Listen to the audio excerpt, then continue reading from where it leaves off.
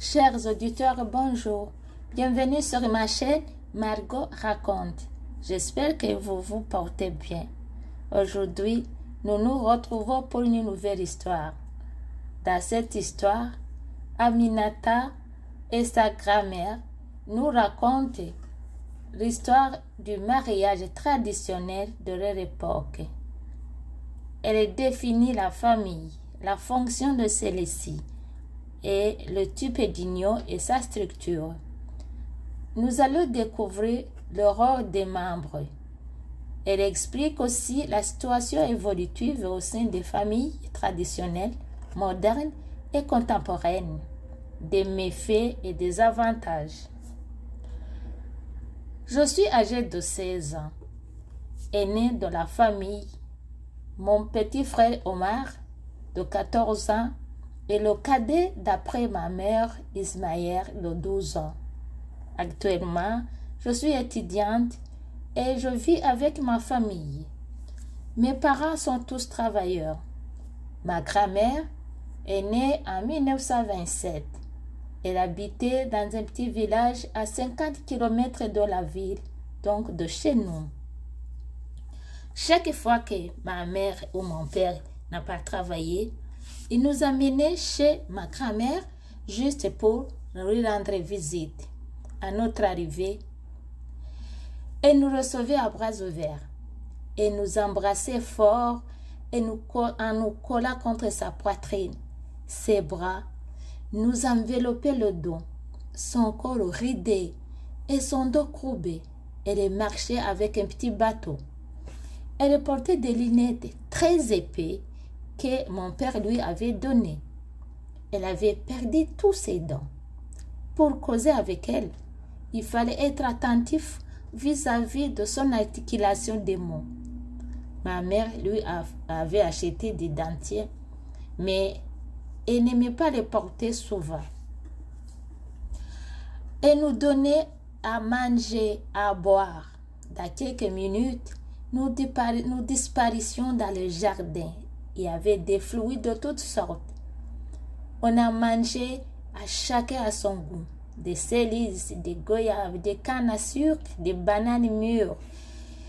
Il y avait tout, des mangues. Mes frères ont mangé et ont rempli des poches. Moi, j'ai gardé une quantité dans un sac en plastique pour ramener chez nous.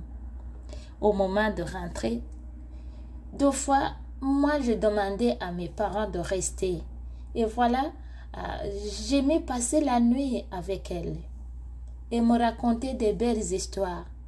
Elle me faisait des conseils pour la vie qui sont restés même aujourd'hui gravés dans ma mémoire. Un jour, elle me racontait une belle histoire sur la famille, en commençant par une famille traditionnelle de son époque. Donc, c'est avant 1950 environ. D'après ses explications, comme elle me racontait dans la langue maternelle, j'ai compris qu'une famille nucléaire, c'est un groupe constitué de 2 parents et de leurs enfants biologiques vivant sous le même toit.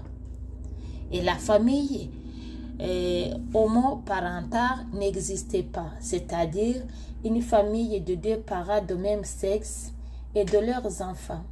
Elle ajoutait qu'une famille monoparentale n'existait non plus. C'est une famille d'un seul parent vivant avec ses enfants sans conjoint. Elle a dit qu'à sa jeunesse, elle attendait parler qu'une fille enceinte, sans être mariée, devrait être abandonnée dans la forêt d'où elle serait dévorée par des animaux sauvages. Voilà pourquoi tout le monde craignait avoir des enfants sans auteur connu, sans mariage. C'était un mauvais système qui favorisait certains au détriment des autres. Les familles adoptives n'existaient pas aussi. Les enfants orphelins étaient une préoccupation des membres de famille. Ma grand-mère, issue d'une famille traditionnelle, et me disait que la fonction d'une famille était la productivité des membres.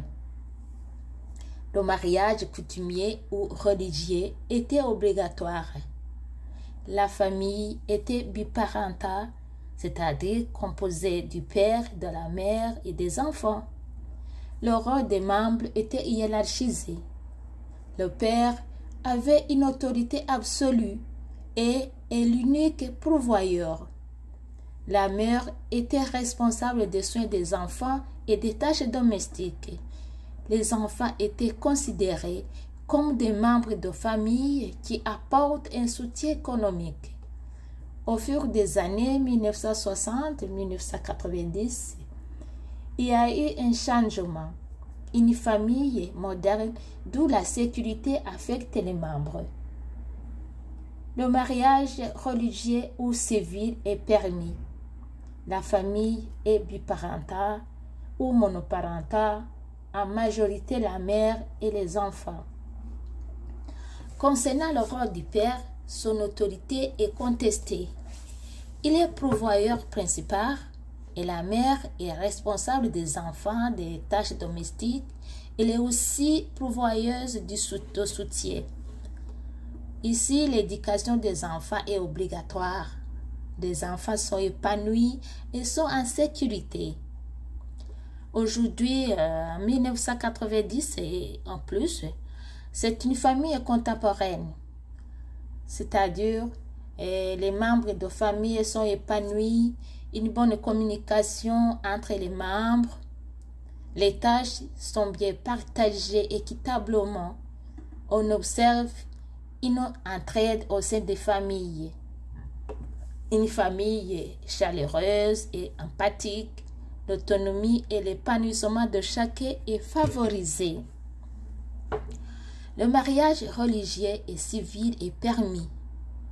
L'union civile et les conjoints de fait sont reconnus, tout comme les conjoints de même sexe.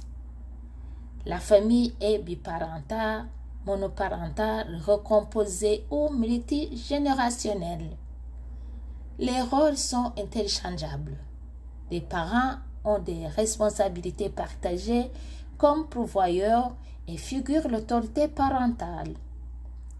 Ils ont aussi les mêmes responsabilités en tant que tuteurs légaux.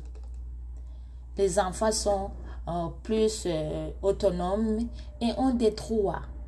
La vie est belle pour la nouvelle génération.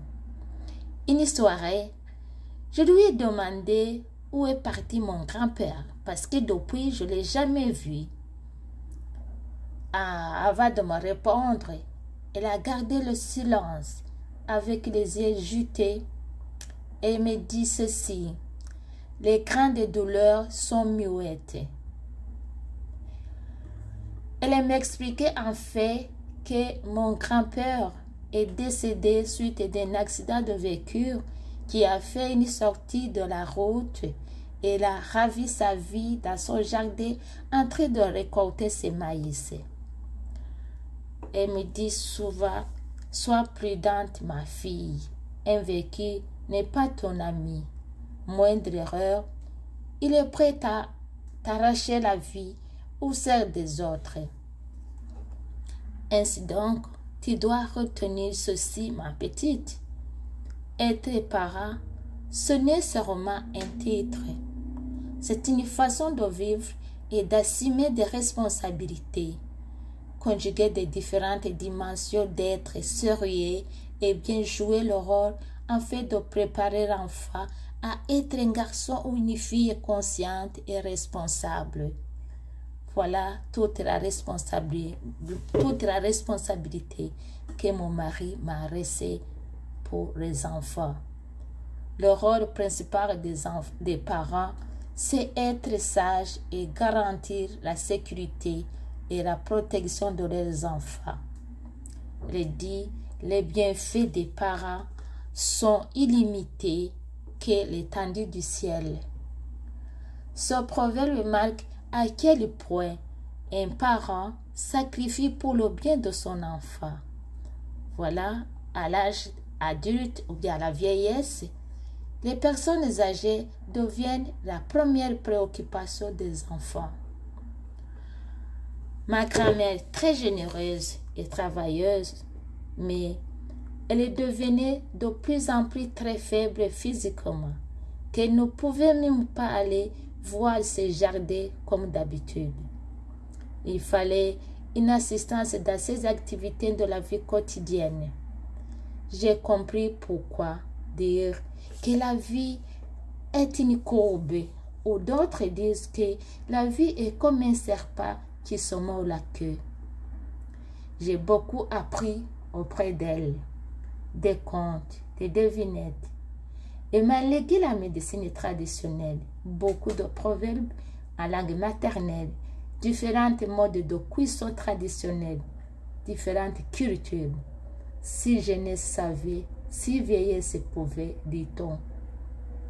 Chers auditeurs, la belle histoire d'Aminata et sa grand-mère se termine par ici.